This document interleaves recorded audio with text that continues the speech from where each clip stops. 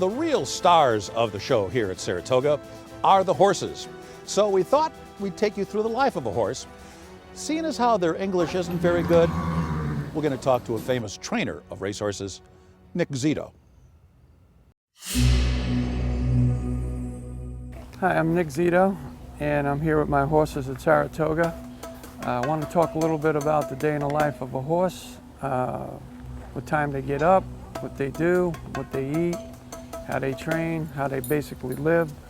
You can see in the background here, they live pretty good, you know, we think they do.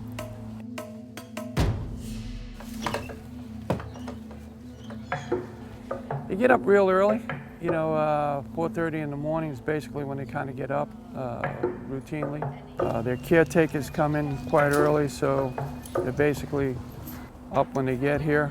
And they like to train, they're born to run, obviously. So they start real early, 4:30, groom brushes them off, rider comes in, they get on top of them, we proceed to the track, they have a good gallop. They come back, they get bathed, they get a good shower, a good bath, they get cooled out. Feed them oats, obviously, as a lot of people know, horses eat oats. And we also put a little sweet feed in there. That's their morning feed. Because a horse is in a stall a long time. They're in the stall basically 24 hours, so they need to get out. So in the afternoon, we basically take them out for about a half hour. Sometimes we make them graze. Most of the time they walk in the shed row. We put them to bed, feed them at 4:30, so excuse me, they go to bed a little later than that. And around 9 o'clock they're sleeping. And it's basically the life of a horse 7 days a week.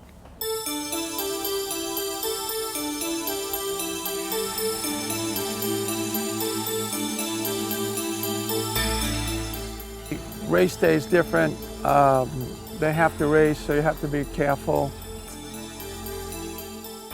It's sort of like a fighter. I don't think you could go into many fighters in the locker room and you know, and talk to them or whatever. So we like to keep them kind of happy and quiet because we don't want to disturb them before a fight.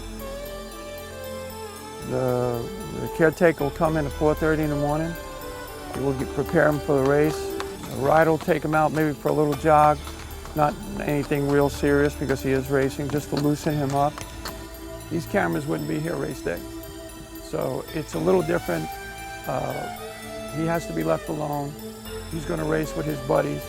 There's 7 or 8 horses in the race, and you know, no one's rooting for him, put it that way.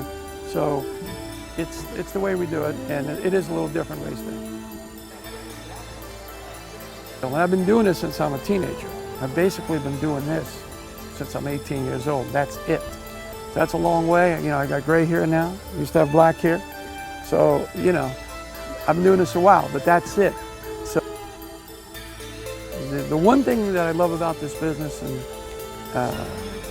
I tell everybody, no one has a lock on it. There's no exact science in it.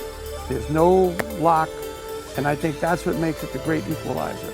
And that's what I love about the business. But you still have to be lucky because it's just not it's not an exact science. It's a feel, and you hope that your turn comes up and you're blessed. And we've been blessed.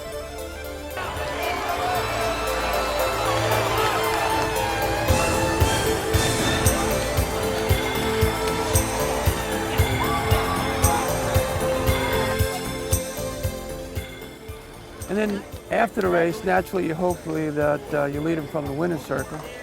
But we bring him back to the barn. Obviously, he gets his bath again because he just raced.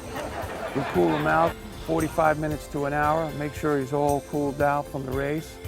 May eat a little grass or just a little alfalfa, whatever we got from, you know, and then we'll feed him probably a couple hours after he races because you want him not to be too excited after a race. So horses' stomachs are different than human beings, and you know, you have to be very careful with that too. So, and then again, you give him a nice hot meal, and then he'll go to sleep. And my night watchman will watch him, that everything is okay, that the effects of the race weren't too bad, and we'll greet him next morning. But racing is very interesting because at the end of the day, you still have to have the fastest horse. But that's what they do. And again, I say we're lucky to be in this game.